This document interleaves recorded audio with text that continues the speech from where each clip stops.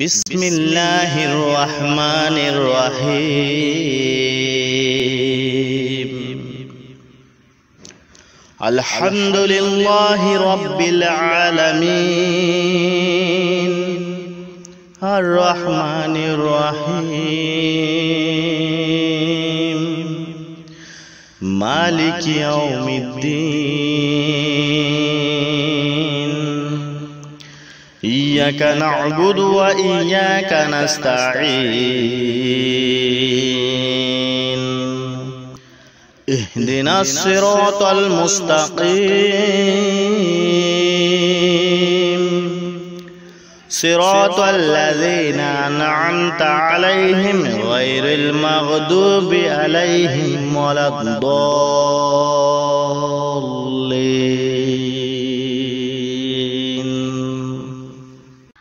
সূরা আল ফাতিহা পবিত্র কোরআনুল কারীমের বিশেষ গুরুত্বপূর্ণ এবং সর্বপ্রথম পূর্ণাঙ্গ অবতীর্ণ হওয়া একটি সূরা।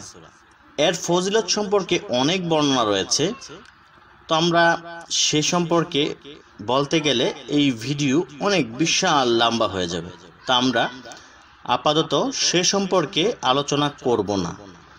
আমরা এর অলৌকিকত্ব নিয়ে পরবর্তী একটি ভিডিও যদি আল্লাহ চায় তাহলে বের করব। তো সেটার ভিতরে অবশ্যই এই সূরার বেশ কিছু অলৌকিকত্ব নিয়ে আমরা আলোচনা করব।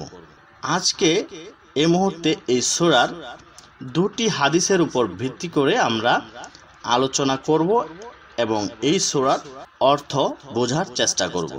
সহিহ মুসলিম শরীফের 904 নম্বর এবং 906 নম্বর হাদিসে বর্ণনা করা হয়েছে, প্রসিদ্ধ সাহাবী আবু হুরায়রা রাদিয়াল্লাহু আনহু হতে বর্ণিত, রাসূল সাল্লাল্লাহু আলাইহি ওয়াসাল্লাম বলেছেন, আল্লাহ তাআলা বলেন, সূরা ফাতিহাকে আমার ও আমার বান্দাদের মধ্যে দুভাগে ভাগ করেছি এবং বান্দা যা চায় তা তার জন্য।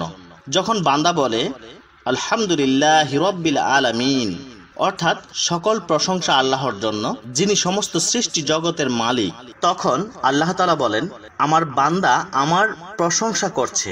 যখন বান্দা বলে আর রহমানির রহিম, অর্থাৎ তিনি রহিম ও রহমান, তখন আল্লাহ তাআলা বলেন আমার বান্দা আমার গুণাগুণ করছে।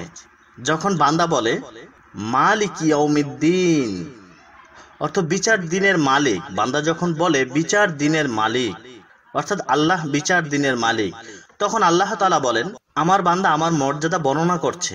যখন বান্দা বলেন ইয়্যাকা না'বুদু ওয়া ইয়্যাকা নাস্তাঈন, অর্থাৎ আমরা কেবল তোমারই ইবাদত করি, কেবল তোমারই সাহায্য প্রার্থনা করি, তখন আল্লাহ মহান আল্লাহ রাব্বুল আলামিন বলেন এটি আমার এবং আমার বান্দার মধ্যে সমান এবং বান্দা যা চায় তা তার জন্য। যখন বান্দা বলে ইহদিনাস সিরাতাল মুস্তাকিম সিরাতাল লাযীনা আন'আমতা আলাইহিম গায়রিল মাগদুবি আলাইহিম ওয়ালাদ-দাল্লিন, অর্থাৎ আমাদের সরল পথ দেখাও সে সমস্ত লোকের পথ যাদেরকে তুমি নিয়ামত দান করেছো, তাদের পথ নয় যাদের প্রতি তোমার গজব নাজিল হয়েছে এবং যারা পথভ্রষ্ট হয়েছে। এই আয়াত যখন বান্দা বলে তখন আল্লাহ বলেন এটি আমার ও বান্দার মধ্যে সমান এবং বান্দা যা চায় তা তার জন্য। তো প্রিয় দর্শক, চিন্তা করুন এটি কত গুরুত্বপূর্ণ একটি সূরা, আর এই সূরাটি আমাদের প্রত্যেক নামাজের প্রত্যেক রাকাতে আমাদের এই সূরাটি পড়তে হয়। আর নবী করিম সাল্লাল্লাহু আলাইহি ওয়াসাল্লাম বলেছেন এই সূরা ব্যতীত নামাজ হয় না। আরেকটি হাদিস রয়েছে সহিহ মুসলিম শরীফের 395 নম্বর হাদিসে উবাইদা বিন সামিত রাদিয়াল্লাহু তাআলা আনহু বলেন, একদা আমরা নবী সাল্লাল্লাহু আলাইহি ওয়াসাল্লামের পিছনে ফজরের সালাত পড়লাম। সালাতে তার কিরাত ভারী মনে হলো।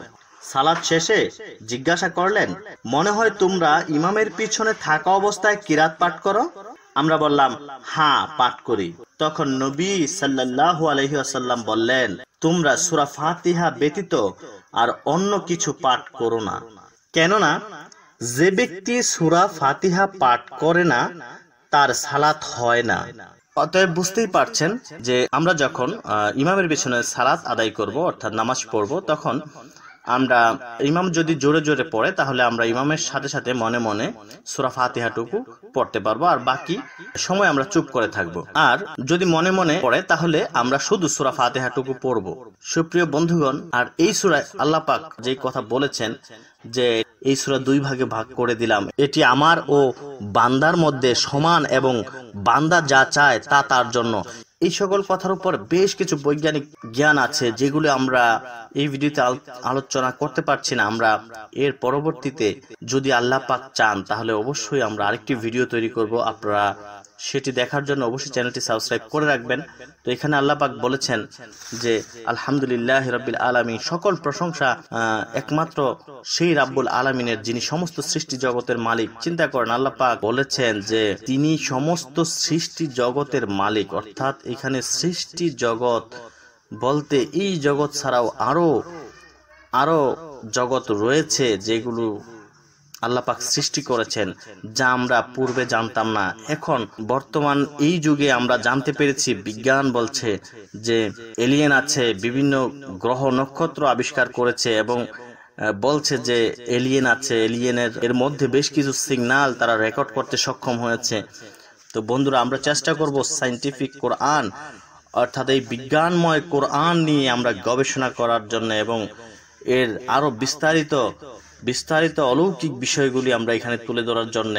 তো সেই জন্য অবশ্যই আপনাদের দোয়া আমার কাম্য, অবশ্যই আপনারা আমার জন্য দোয়া করবেন। তো পরবর্তী ভিডিও দেখার আহ্বান জানিয়ে আজকের মতো এখানে বিদায় নিচ্ছি। আসসালামু আলাইকুম ওয়া রাহমাতুল্লাহি ওয়া বারাকাতুহু।